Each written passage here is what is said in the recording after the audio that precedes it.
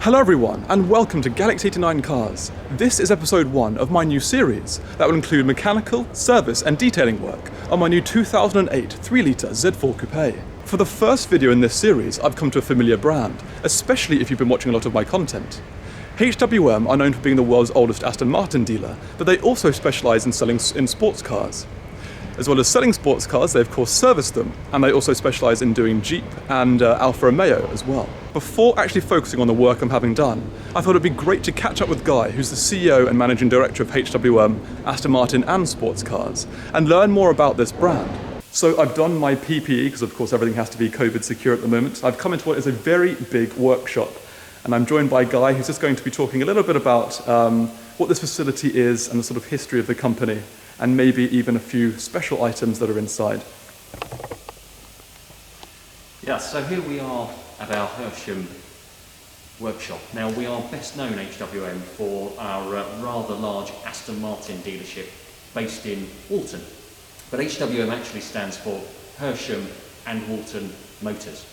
So we're the oldest Aston Martin dealership in the world, but we've always sold and looked after sports cars besides the Aston Martin business. So this workshop here in Hersham looks after, firstly, Alfa Romeo, Jeep, Abarth and Fiat. So we're an official dealer for after sales for those manufacturers, but we also look after a broad range of sports cars as well.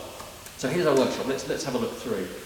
So we've got our core bays where we're working on primarily the Alfa Romeo, Fiat, Abarth and Jeep product, but then further into our workshop we have what we call our heritage side. So here not only do we store some really fantastic cars, we store customers' summer and winter tyres, so people change over their wheels at this time of year and swap their winter tyres so they can continue using their sports cars in the colder months, which is great to see. But we also have all sorts of interesting gems that are always going on at HWM in terms of what we have knocking around. So, for example, this is a car that we are working on for the Aston Martin Heritage Trust. This is the original Aston Martin Vantage concept car. So you can probably see lots of little differences around the vehicle, be it the lights or the way the exhausts are set up, different wheels, it sits lower, this unique filler cap.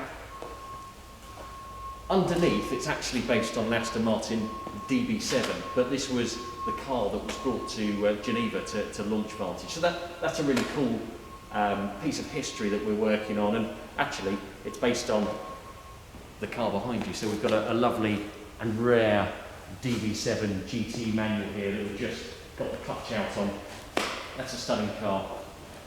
We're going to be working on the BMW in this bay here, but just out the back here, amongst other vehicles, we've got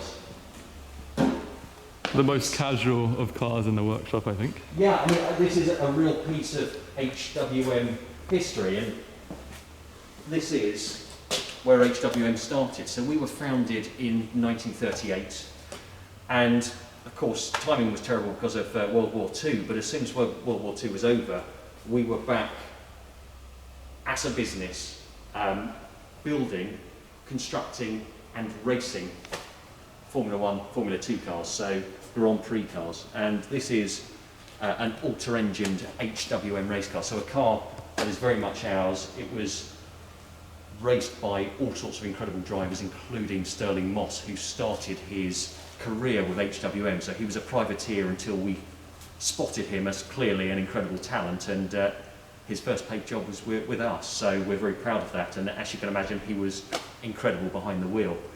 So we campaigned all sorts of cars across Europe in the 50s. We were considered the most significant Grand Prix team in the UK at that point. And all done on a shoestring, but with some incredible people who were very good from driving to engineering. And everything happened here and at our primarily our Walton branch, which we've been in since 1948. So lovely to have that knocking about. Okay.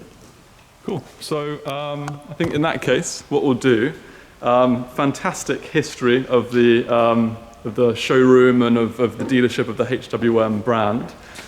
So awesome to be sort of working with them as well on sort of my car.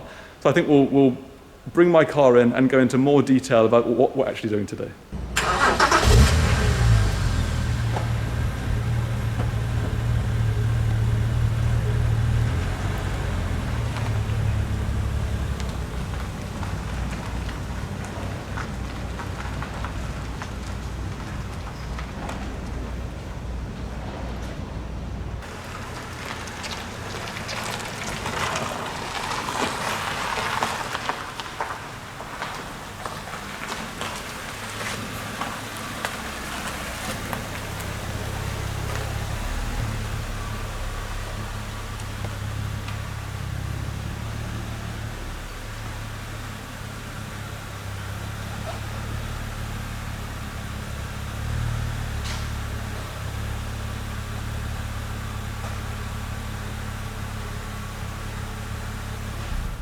So, now we've finally brought the car into the workshop. I think it's probably finally time for me to tell you what we're actually doing today. So, in these E86 engines, apparently there can be some oil gasket issues. Now, in particular, the oil cooler and oil filter. Between these areas, there are gaskets. And if you don't know what a gasket is, I can show you here. They're basically little sort of rubber seals that stop sort of moisture seeping in or out of areas. I'm not a mechanic, so that's probably a very crude explanation. But either way, those have gone on my car because there's a little oil leak. It's seeping through. It's dripping down and going onto one of the belts and then sort of spraying around the engine a little bit. That's obviously quite a dangerous thing. I'll show you a little clip over this. So we're going to get both of these sorted today. I think it's really only the oil cooler that really needs doing, but I read on the forums that both need doing at the same time if you're going to be doing it. So that's what we're working on today. With my Z4 lifted slightly, it was time to lift the bonnet to gain access into the engine bay. My engine bay is a complete mess at the moment, but it will be getting detailed in an upcoming video. With the bonnet up, the technician can begin by using a 5mm Allen key to unscrew the plastic engine cover, and then lift it out to provide more space.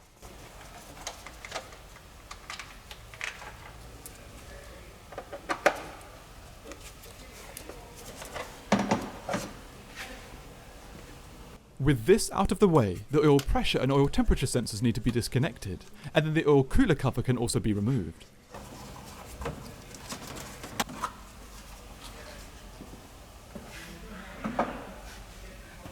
With the oil cooler exposed, it's also easier to see the evidence of the leak I'm trying to get fixed. Before removing any more components, pressure needs to be released from the coolant system to reduce the amount and risk of hot fluid squirting out. After this is done, several towels can be placed underneath the components to catch any oil or coolant that might run out, as the oil cooler contains both.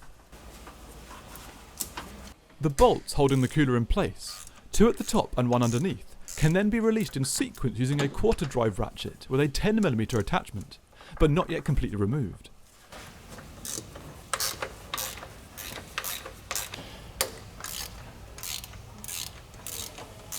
Once all 3 have been released, they can then be removed in sequence, and the oil cooler can be separated from the filter housing and lifted up.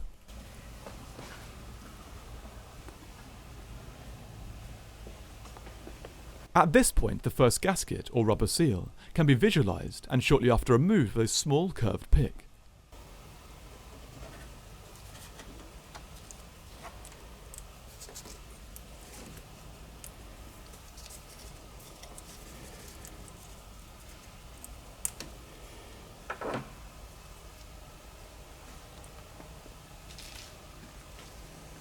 If we compare this gasket to the new one, we can see it has quite frayed edges, and has reduced in width by about 50%, 2 issues that clearly contribute to leaks.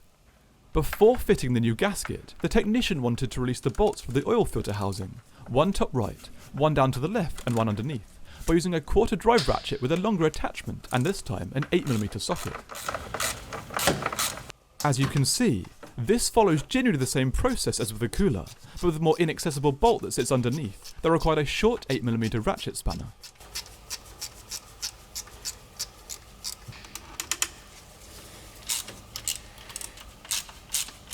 With these removed, the filter housing can be lifted up and out, exposing the second, larger gasket. This can be removed with the same pick, and when compared to its replacement, it shows the same frayed edges and width reduction as the first, so also contributing to leaks.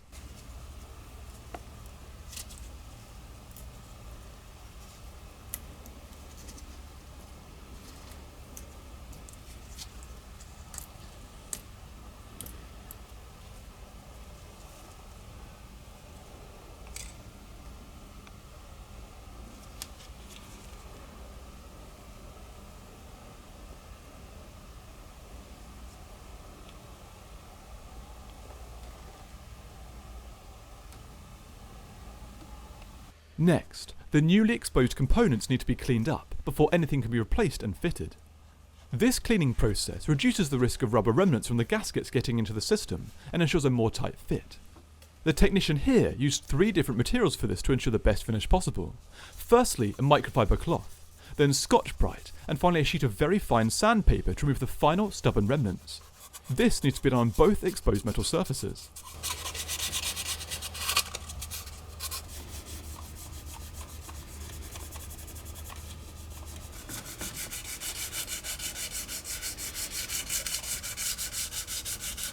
After the flat surfaces have been cleaned up, the technician cleaned out both gasket housings using the pick covered by a microfiber towel to reduce scratching and to improve coverage and capture.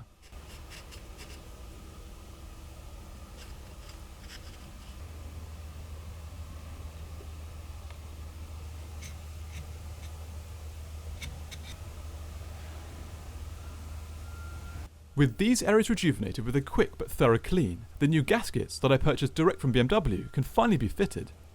Despite being accessed second, the oil filter gasket goes on first, as this part of the oil system needs to be reattached first.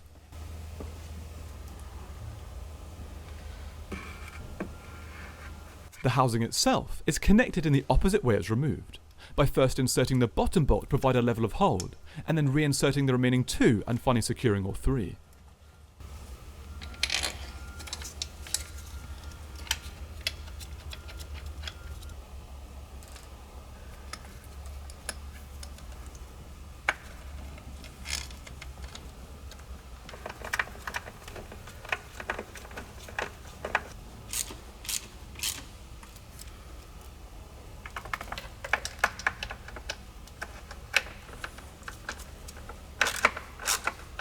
With the filter fitted and secured back into position, the towels can be removed and the area below can be cleaned and dried, here using compressed air in addition to wiping with a microfiber.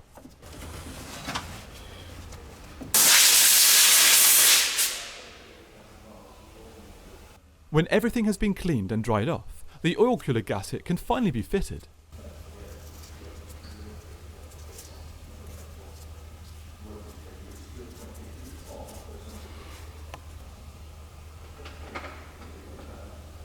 Then, the oil cooler itself can be brought back into position. It needs to be aligned using the small protrusion here before the 3 bolts can be put back in and then secured in sequence.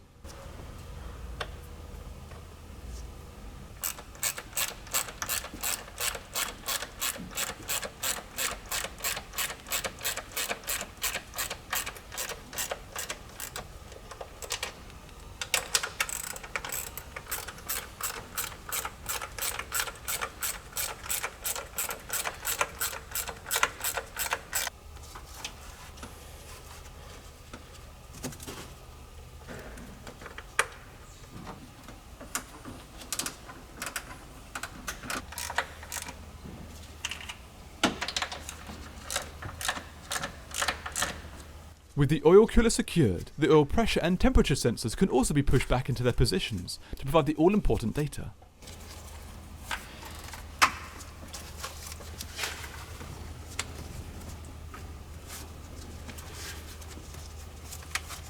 The 2 final parts of this process, refitting the oil cooler housing and plastic engine cover, can then be undertaken.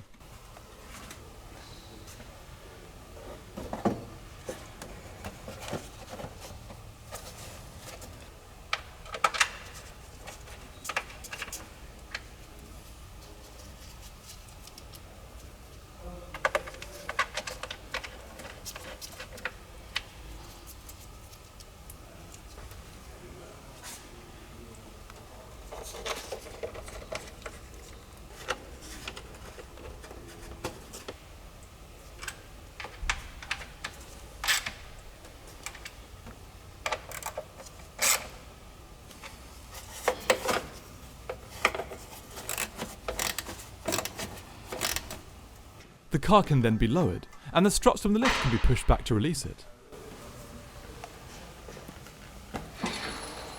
As some coolant was lost in the process, it's important to replace it before any driving, as this can result in overheating.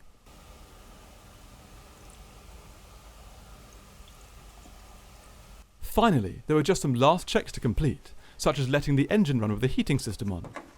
Thankfully, the car started first time with zero issues, and no oil was seeping up from the oil cooler, which suggests the issue has been rectified.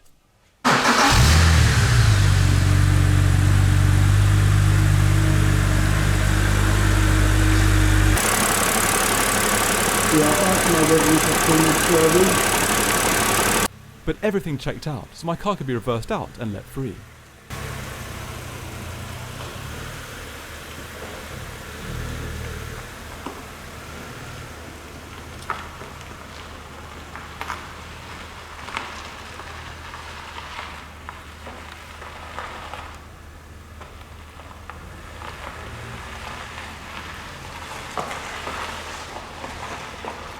So, what ended up being almost 2 hours of work is finally completed. Both gaskets have been fitted and the oil leak has been rectified. So I want to say a huge thank you to the guys here at HWM. Really awesome people and really great job. So if you have any sort of needs with your sports car and you're in this area, or of course Alfa Romeo, Jeep, anything, they will be more than happy to sort you out. So once again, thanks to them. Please subscribe for my latest content, and until next time, thanks for watching.